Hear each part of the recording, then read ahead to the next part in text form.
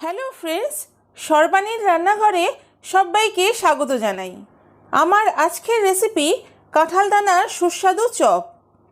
আমি আজকে সম্পূর্ণ নিরামিষ পদ্ধতিতে এই কাঁঠাল দানার চপ বানিয়ে দেখাবো, যার স্বাদ হবে অসাধারণ। আর বন্ধুরা, আমার আজকের রেসিপিটি যদি আপনাদের ভালো লেগে থাকে তাহলে ভিডিও শেষে আমার চ্যানেলটিকে সাবস্ক্রাইব করার সাথে সাথে আমার আপকামিং ভিডিওর আপডেটের জন্য পাশে থাকা বেল আইকনটি অ্যাক্টিভ করে দেবেন। তাহলে বন্ধুরা, স্কিপ না করে পুরো ভিডিওটা দেখতে থাকুন।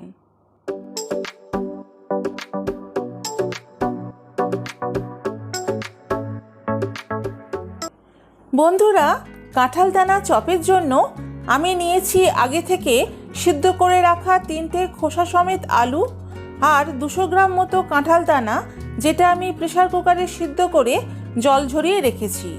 এবার ভাজা মশলার জন্য গ্যাসের ফ্লেম লোতে রেখে কড়াই দিয়ে দেব 2টো তেজপাতা, কয়েকটা শুকনো লঙ্কা, কয়েকটা ছোটো এলাচ, 1 টুকরো দারচিনি, কয়েকটা গোলমরিচ, 1 চা চামচ গোটা জিরে ও 1 চা চামচ গোটা ধনে। এখন এই সমস্ত গোটা মশলা হালকা করে ভেজে নেব। এবার মশলাটা আমার ভাজা হয়ে গেছে, মশলা থেকে খুব সুন্দর গন্ধ বেরিয়েছে। এবার এই ভাজা মশলাটা একটা মিক্সিং জারে ঢেলে নেব। এখন মশলাগুলোকে কিছুক্ষণ ঠান্ডা করে নিয়ে তারপর আধ ভাঙা করে গুঁড়ো করে নেব, ঠিক এই রকম। আবারও কড়াটা গ্যাসে বসিয়ে দিয়েছি। এবার কড়াইতে দিয়ে দেব 1 টেবিল স্পুন সাদা তেল। তেলটা গরম হলে 1 মুঠো পরিমাণ কাঁচা বাদাম তেলের মধ্যে দিয়ে দেব। এবার মিডিয়াম টু লো ফ্লেমে কাঁচা বাদামগুলো ভালো করে ভেজে নেব। বাদামগুলো বেশি লাল লাল করে ভাজার দরকার নেই। বাদামগুলোর গায়ে হালকা রং ধরলেই বাদামগুলো তুলে নেব। এবার এই ভাজা বাদামগুলো একটি হামালদিস্তায় হালকা ঠুকে আধ ভাঙা করে নেব। খেয়াল রাখতে হবে বাদামগুলো বেশি গুঁড়ো না হয়ে যায়। বাদামগুলো আধ ভাঙা করার পর খোসাগুলো বাদ দিয়ে পরিষ্কার করে নেব। এবার একটি বড় থালায় দিয়ে দেব সিদ্ধ করে রাখা কাঁঠাল দানাগুলো।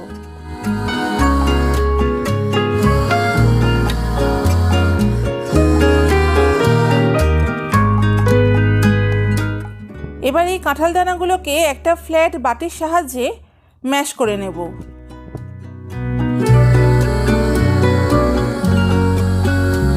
দেখুন, সমস্ত কাঁঠাল দানাগুলো আমি ভালো মতো ম্যাশ করে নিয়েছি।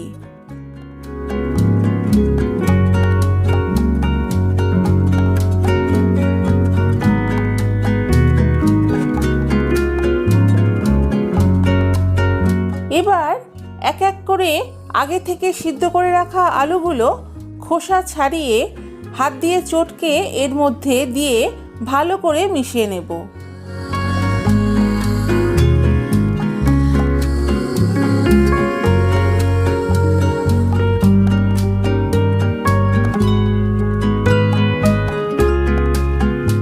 কাঁঠাল দানার চপ করতে হলে আলু কিন্তু দিতেই হবে, আর আলুটাকে খোসা সমেতই সিদ্ধ করবেন, তাহলে আলুটা মাখবার সময় আঠালো হবে না। এবার কাঁঠাল দানা চপের জন্য পুরটা রেডি করে নেব। তার জন্য কড়াইতে দিয়ে দেব 1 টেবিল স্পুন পরিমাণ সরিষার তেল। এবার তেলটা গরম হলে দিয়ে দেব 1 টিস্পুন আদা কুচি।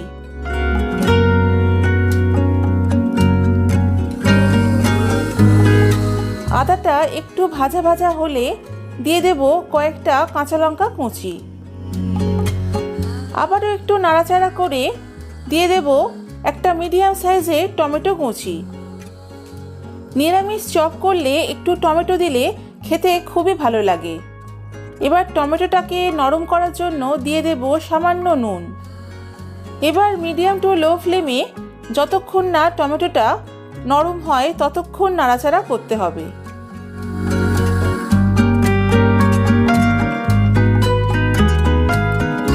দেখুন টমেটোটা বেশ নরম হয়ে গেছে।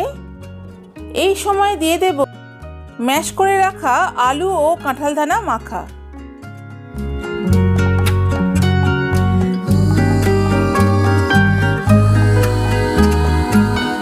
এই সময় দিয়ে দেব বেশ খানিকটা আগে থেকে ভেজে গুঁড়ো করে রাখা ভাজা মশলা। দেব ভাজা বাদাম,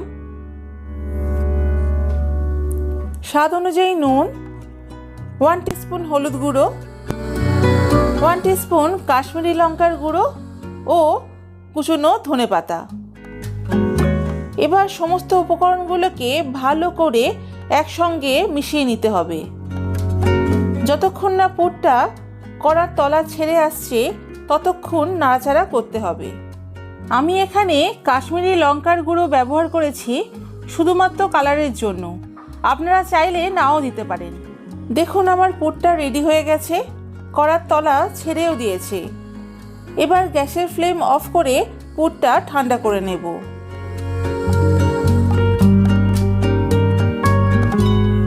কাঁঠালদানা চপের জন্য আমি একটা ব্যাটার তৈরি করে নেব। তার জন্য আমি নিয়েছি 300 গ্রাম মতো বেসন। এবার বেসনের মধ্যে একে একে দিয়ে দেব সামান্য নুন, 1 চিমটে খাবার সোডা, দেব 1/2 টিস্পুন হলুদ গুঁড়ো, 1/2 টিস্পুন কাশ্মীরি লঙ্কার গুঁড়ো। এবার শুকনো অবস্থায় সমস্ত কিছু ভালো করে হাত দিয়ে মিশিয়ে নেব। তারপর অল্প অল্প পরিমাণ জল দিয়ে ব্যাটারটাকে ভালো করে মেখে নেব। প্রথমেই একেবারে বেশি জল দিয়ে ব্যাটারটা মাখা যাবে না, অল্প অল্প জল দিয়ে ব্যাটারটা মেখে নিতে হবে। এবার ব্যাটারটাকে ভালো করে ফেটাতে হবে। যত ভালো ফেটানো হবে তত চপ ভালো ফুলবে। দেখুন ব্যাটারের থিকনেসটা আমি এই রকম রেখেছি, না ঘন না পাতলা। এদিকে পুরটাও ঠান্ডা হয়ে গেছে। এবার অল্প অল্প পুর হাতে নিয়ে ছোট ছোট বল তৈরি করে নেব। আপনারা নিজেদের পছন্দ মতো কম বা বেশি পরিমাণ পুর নিয়ে বল তৈরি করতে পারেন। দেখুন আমি বলগুলো ঠিক এই রকম সাইজের রেখেছি।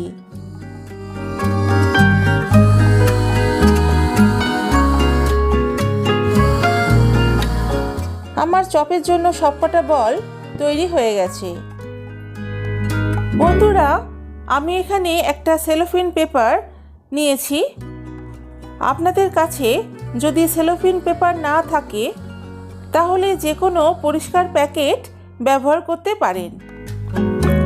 এবার সেলোফিন পেপারের ওপর একটু ডিস্টেন্স রেখে একই রোতে পরপর 4টে বল সাজিয়ে তার ওপর বাকি সেলোফিন পেপারটা চাপা দিয়ে দেব।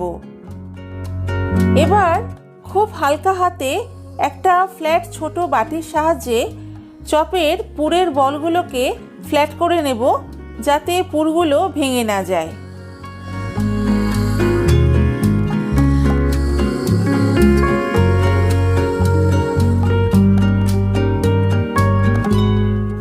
এবার চপের ওপরে ঢেকে রাখা সেলোফেন পেপারটা খুলে দেব।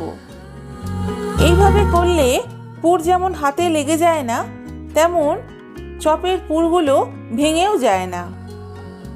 এবার একটি ফ্ল্যাট খুন্তির সাহায্যে দুটো করে চপের পুর নিয়ে ব্যাটারের মধ্যে দিয়ে দেব। এদিকে গ্যাসের ফ্লেম মিডিয়ামে রেখে কড়াতে ভাজবার জন্য বেশ খানিকটা সাদা তেল দিয়ে দিয়েছি। এবার তেলটা গরম হলে একটা করে চপের পুর বেসনের মধ্যে ভালো করে ডুবিয়ে তেলের মধ্যে ছেড়ে দেব।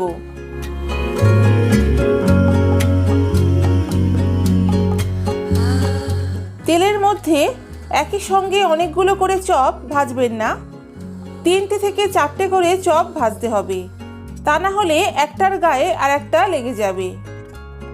আর যদি কড়ার সাইজ বড় হয় তাহলে তো কোনো কথাই নেই। এবার মিডিয়াম ফ্লেমে চপগুলো 2 পিঠ উল্টে পাল্টে লাল লাল করে ভেজে নেব।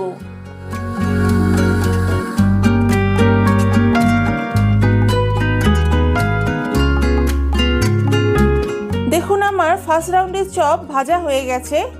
এবার তেলটা ভালো করে ছেঁকে তুলে নেব।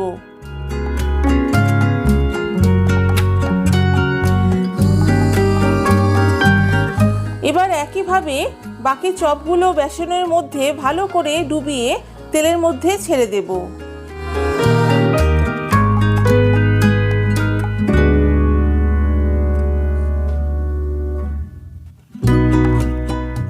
আর ওই একই পদ্ধতিতে 2 পিঠ উল্টে পাল্টে মিডিয়াম ফ্লেমে চপগুলো ভেজে নিতে হবে।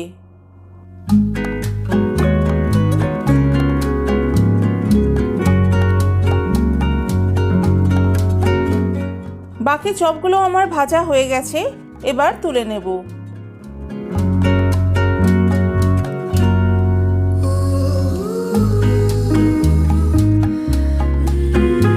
বিকেলের চায়ের আড্ডায় 1 বাটি মুড়ি, কাঁচা লঙ্কা আর তার সাথে এই গরম গরম কাঁঠালদানার চপ।